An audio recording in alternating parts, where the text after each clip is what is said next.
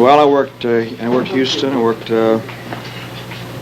Corpus Christi, every little town in Longview, man, you name it, I've been there, you know.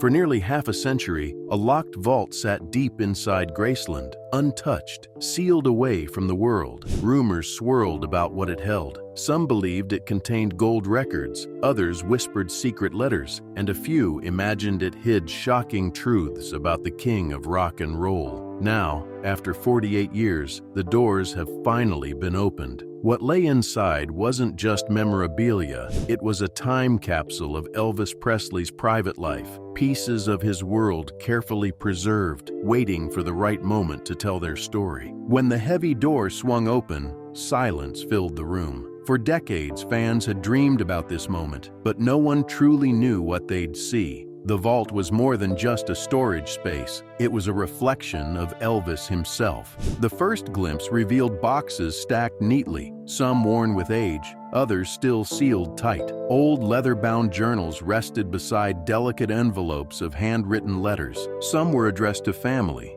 others to friends, and a few bore the names of people history had long forgotten. There were photographs too, thousands of them, frozen moments from tours, family dinners, and quiet nights at Graceland. But perhaps the most breathtaking discovery was the preservation itself. Every piece had been carefully wrapped, labeled, and placed with intention, as though Elvis knew one day the world would peer inside. It wasn't just about relics, it was about memory, about capturing who he was behind the crown, behind the flashing lights. Fans had always adored his music, but here, in this hidden chamber, his humanity shone brighter than any rhinestone suit. For Elvis, there was always one place that anchored him through fame's storm: Graceland. In 1957, when he bought the mansion for just over $100,000, it wasn't the grand palace people might imagine for a superstar. It was a simple southern home with white columns, wide porches, and quiet gardens. But that simplicity was exactly what drew him in. Elvis didn't crave opulence. He wanted somewhere to breathe, somewhere away from the screaming crowds and flashing bulbs. To him, Graceland wasn't just real estate, it was a sanctuary. He brought his parents to live there, filling the halls with family warmth. His mother, Gladys, loved it dearly until her passing a year later, and her memory lingered in every room.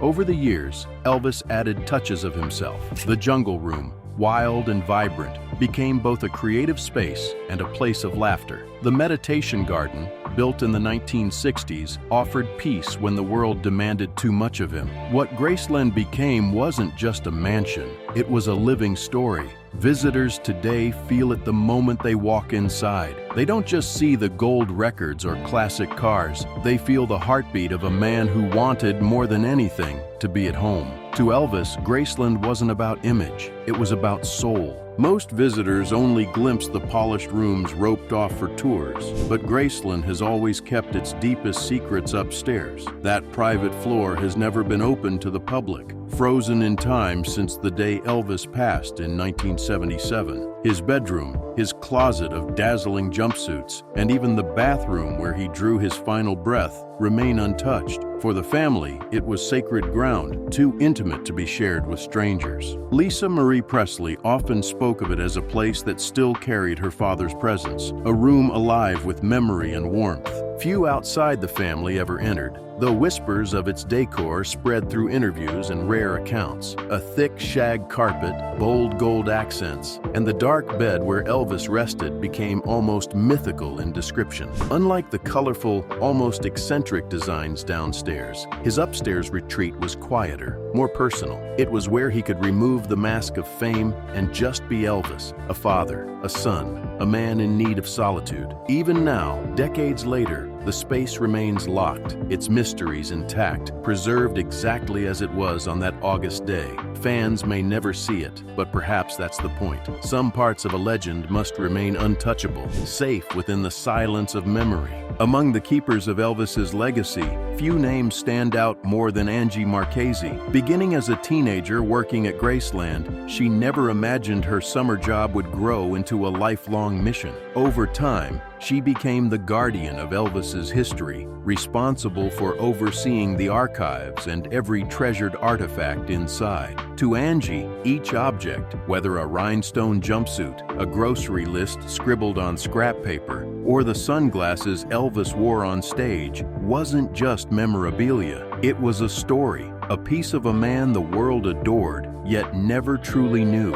She treated everything with reverence, ensuring that dust never dimmed the shine of his legacy. Angie's team meticulously organized, cleaned, and cataloged the archives, making Graceland not just a tourist attraction, but a living memory. More than 60,000 photographs, stacks of letters, receipts, and personal notes filled the vault, and Angie understood their importance better than anyone. They weren't items, they were voices of the past. For researchers, fans, and even Elvis's family, Angie's dedication meant the difference between Elvis being remembered as just a star or as a real human being with quirks, laughter, heartbreak, and love. She often said Graceland wasn't about wealth or fame. It was about feeling home. And through her work, she made sure that home remained alive, ready to welcome every soul who stepped inside. The upstairs of Graceland is perhaps the most famous unseen space in America. For decades, it has remained sealed, preserved exactly as Elvis left it on that August day in 1977. Unlike the colorful, eccentric rooms on the main floor, the jungle room with its green shag carpet, or the peacock stained glass windows in the living room, the upstairs was private, deeply personal. This was Elvis's sanctuary, the place where he could shut out the world and simply be himself. His bedroom reflected his taste for the dramatic. A large black bed, gold accents on the walls, plush shag carpeting underfoot. The closets, packed with sparkling jumpsuits, silk shirts, and tailored jackets, still stand as they did when he last walked those halls. His dressing room remains untouched, frozen in time, and even his bathroom, tragically, the site of his passing, has been left undisturbed. For Lisa Marie, growing up in that space was like living inside a dream. She recalled wandering barefoot across the soft carpets, sitting on the edge of her father's bed, and hearing the distant hum of his voice from behind closed doors. Very few have seen these rooms, and photographs are rare, adding to their mystique. Priscilla and Lisa always insisted the upstairs stay private, not to hide secrets, but to protect his memory, to preserve the last intimate corner of his world. And so, it remains a ghostly time capsule, locked away, whispering stories only family can hear. For fans, the mystery makes it all the more powerful. Some things, perhaps, are meant to remain sacred. Beneath the grandeur of Graceland, however, lay a different kind of story. The basement wasn't a solemn retreat. It was alive with chaos, color, and laughter. One of the most famous spots was the pool room, a space unlike any other. The walls and ceiling were covered in bold fabric patterns, like stepping inside a kaleidoscope. This room became legendary among Elvis's friends, a place where games could stretch into the early morning hours. Balls clattered across the table, rules were bent or broken, and laughter echoed down the stairs. Lisa Marie later described it as her playground. She darted through the basement halls, hiding in corners, giggling as her father played pranks. Elvis himself loved surprises. One night, he set off a tear gas canister in the pool room, leaving his guests coughing and laughing at the absurdity of it all. Then there was the famous TV room, a place where Elvis indulged his fascination with entertainment. 3 televisions were mounted side by side on the wall, decades before the idea of a home theater was common. Here, he would watch football, the news, or sometimes all 3 channels at once, surrounded by friends and family. But perhaps the most iconic space was the jungle room. While the world now sees it as quirky, Elvis saw it as fun, a lush tropical escape with shag carpet even on the ceiling, oversized Polynesian furniture, and dim lighting. In 1976, he turned it into a recording studio where his voice echoed against the shag walls during some of his final sessions. To outsiders, it looked strange. To Elvis, it was a space of joy, creativity, and freedom.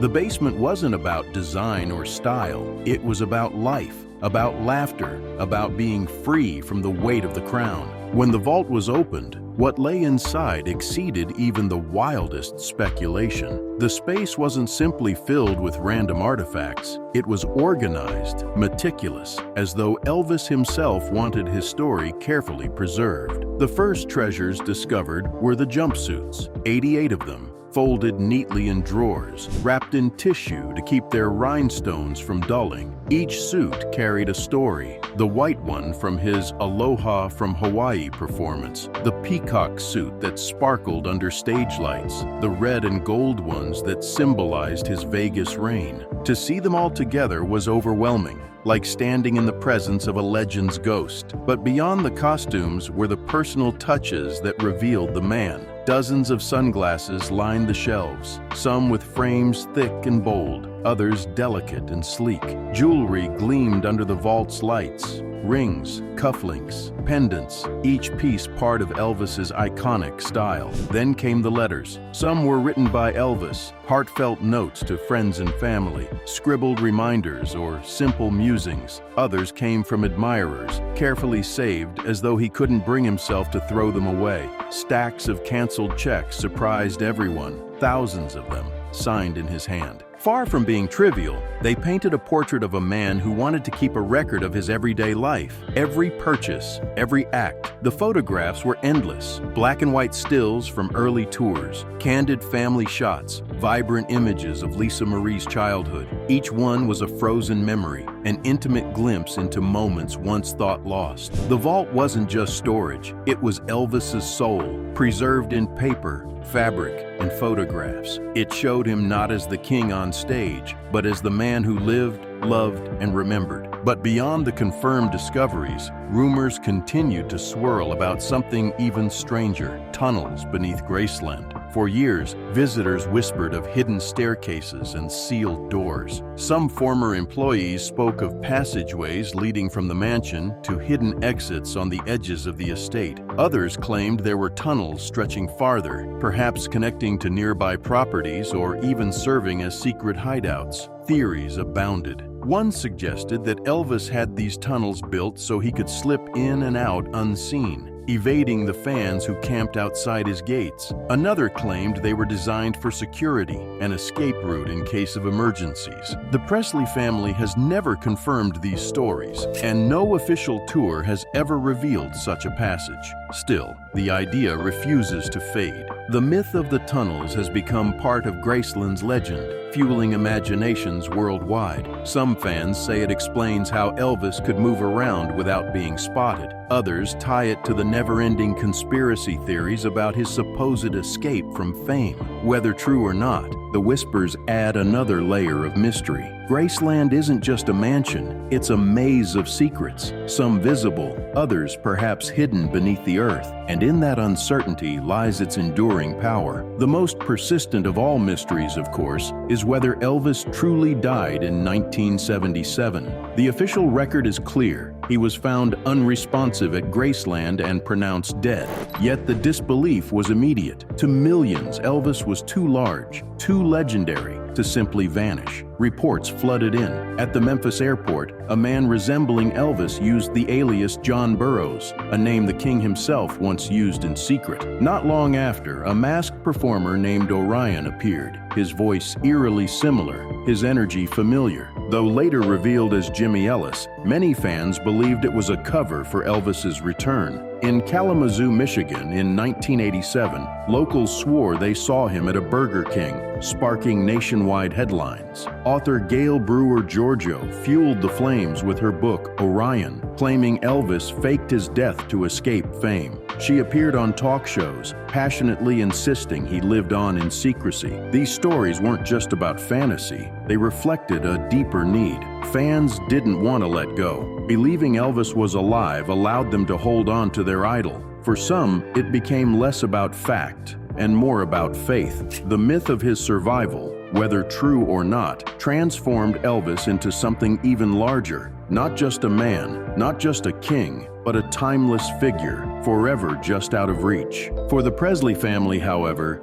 The vault isn't about mystery, it's about memory. For Lisa Marie, it was a place of comfort. She would sneak inside, open boxes, and hold her father's belongings, feeling his presence in the smallest trinkets. Sometimes an old wallet or a pair of shoes carried more weight than all the gold records in the world. For Riley Keough, Elvis's granddaughter, the vault symbolizes continuity. She spoke often about the wonder on fans' faces as they walked through Graceland, proof that the king's legacy still beats strong. For Priscilla, the vault became a bridge between the past and the present, a reminder of the man she once loved and the family they built together. One extraordinary moment showed this bond. The family once hosted a private dinner in the secret vault, sharing Elvis's favorite foods: fried chicken, meatloaf, macaroni, and cheese. The laughter around the table echoed as though Elvis himself was there, smiling at the joy he left behind. The vault is not just steel and locks. It is sacred ground, a sanctuary where the Presley family can still feel him. To the world, Elvis was an icon.